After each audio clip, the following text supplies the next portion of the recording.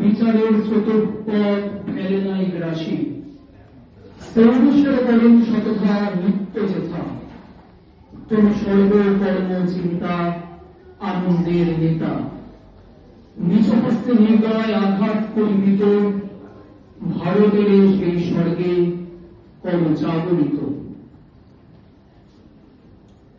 গত বছর বা তার আগের বছর একাডেমি অফ ফাইন আর্টস একটা এক্সিবিশন হয়েছিল।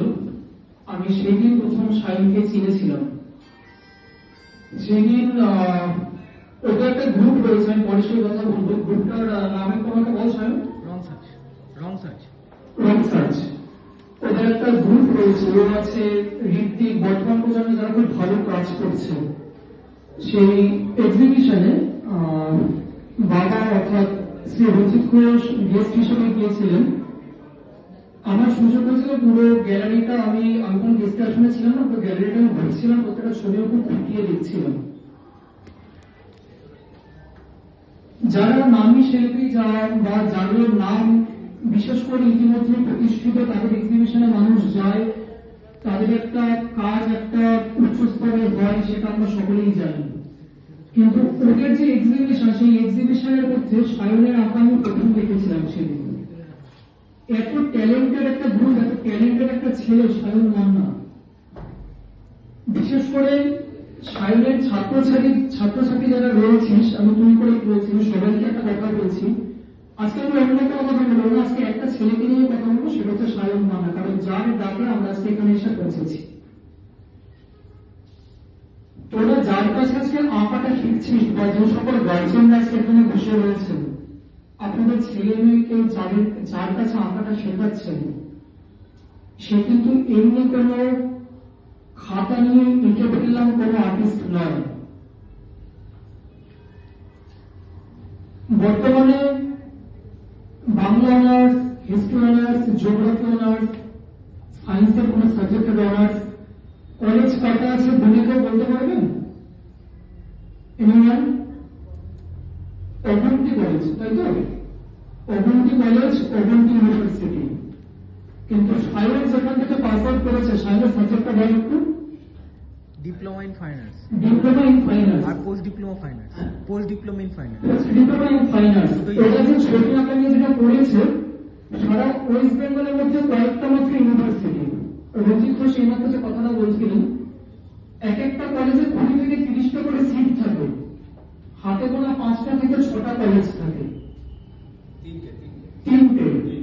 তিনটে বা 4টে। আমাদের সাইন পাস আউট করেছে ওরিয়েন্টাল আর্ট কলেজ থেকে। কয়েকটা হাতে গোনা কলেজ থাকে, সেই সিটগুলোতে ভর্তির জন্য সারা ওয়েস্ট বেঙ্গলে যারা ছবি আঁকে, যারা অ্যাডমিশন নিতে চায়, তাদের মধ্যে একটা লড়াই চলে। তাদেরকে টক্কর দিয়ে তাদেরকে পেরিয়ে আছে সায়ন, সে জায়গাটা অ্যাডমিশন নিয়েছে।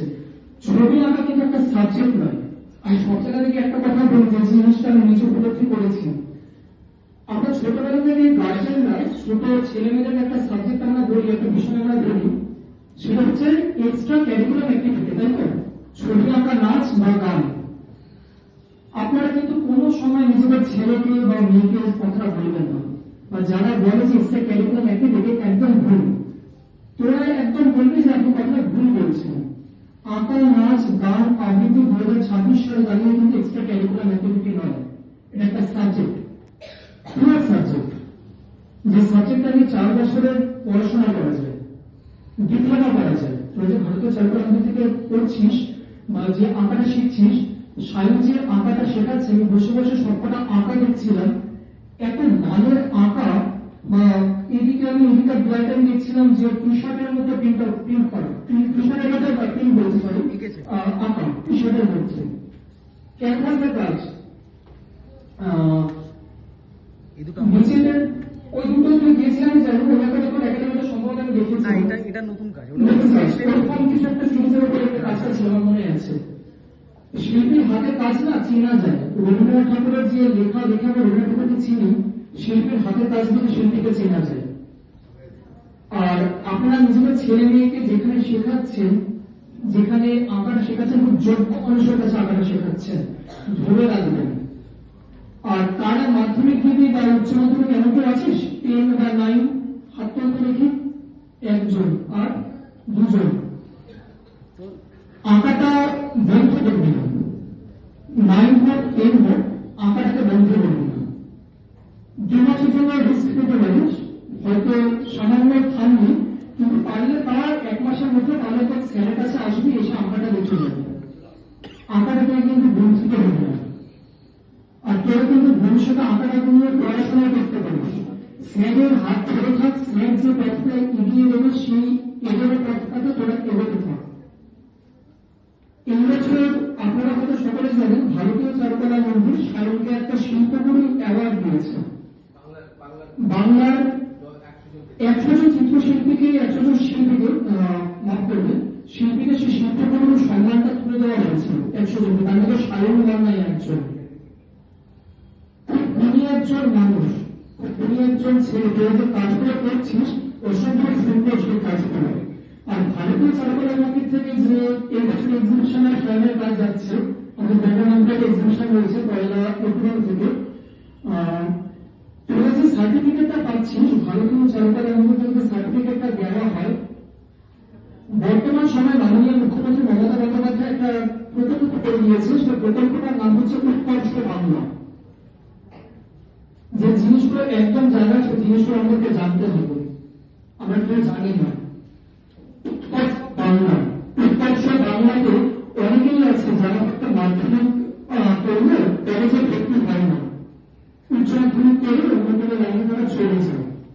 তারা কিন্তু যে অ্যাক্টিভিটিগুলো লেগেছে, যেমন ওয়েবসাইট ডেভেলপমেন্ট, ওয়েবসাইট শেখার কাজ, ভিএফএক্স, এগুলো কিন্তু তারা বিনা পয়সায় করতে পারবে। এই সার্টিফিকেটটা কিন্তু তারা শুরু করে বিনা পয়সায় সেই কাজগুলো করতে পারবে, একদম বিনা পয়সা। যে কোর্সগুলো করতে কয়েক লক্ষ টাকা বা কয়েক হাজার টাকা খরচা হয়, এই সার্টিফিকেট শো করে কিন্তু তারা সেই আপনার পৃথিবীগুলোকে এই প্রজেক্টটা করানো হয়, যখন সেই জায়গাগুলোতে তারা অ্যাপ্লাই করতে পারবে। বা ইন ফিউচার তোরা যদি কোনো প্রাইভেট স্কুলে তোরা যদি অ্যাপ্লাই করতে চাস, আঁকার শিক্ষকতা করার জন্য, আঁকার শিক্ষক হওয়ার জন্য তোরা কিন্তু ভারতীয় চারুকলা মন্দিরের সার্টিফিকেটটা শো করতে পারবে, ডিসিপ্লিন এইটা রয়েছে। আর বর্তমান প্রজন্ম বা বর্তমান সমাজে 4 বছর অনেক কিছু চলছে, আমরা দেখছি সবকিছু। আমাদের ভালো জিনিসটা কিন্তু আমাদের বাঁচতে হবে। এই যে প্রবীণটা জানানো হচ্ছিল, গার্জেনদের শুধু একটাই কাজ, সায়নটা যে কাজটা করছে, আমরা কথায় বলছি যে শিল্প গড়ার কারিগর বা মানুষ করার কারিগর হচ্ছে একজন শিক্ষক, কিন্তু ভেতরে অন্তর্নিহিত একটা মানে রয়েছে। আমরা যখন 2003 সাল হয়েছিল, কি হয়েছিল, করোনা এসেছিল, করোনার সময় আমরা বাড়ির মধ্যে কি করেছিলাম, সকলে করেছিলাম ফেসবুকের মধ্যে নিজেদের আঁকা ছবি, যারা কোনোদিনও আঁকেনি তারা পোস্ট করতেন, গান দিয়ে পোস্ট করতেন, নাচ করে পোস্ট করতেন, আবৃত্তি করে পোস্ট করতেন। আমাদের মনের ভিতরে মনোযোগ কি দিয়েছিলেন, শিল্প এবং সংস্কৃতি, তাই তো? এই শিল্প এবং সংস্কৃতি কিন্তু শুধু আমাদের হাতের কাছে হবে, আমাদের কিন্তু মনের দিক থেকে একটা ভালো মানুষ তৈরি করার মাধ্যম হচ্ছে শিল্প। সুতরাং সারা যে কাজটা করছি, বাচ্চাদের যদি প্রজেক্টটা হয়, এটা কিন্তু আবেগটাকে জানিয়ে দিচ্ছে, এটা কিন্তু কথার কথা নাই, সবাই কিন্তু আবেগটাকে জানিয়ে দিচ্ছে। এবার যেটা গার্জেনদের কাজ, আপনারা কিন্তু আবেগটাকে কিন্তু যাতে না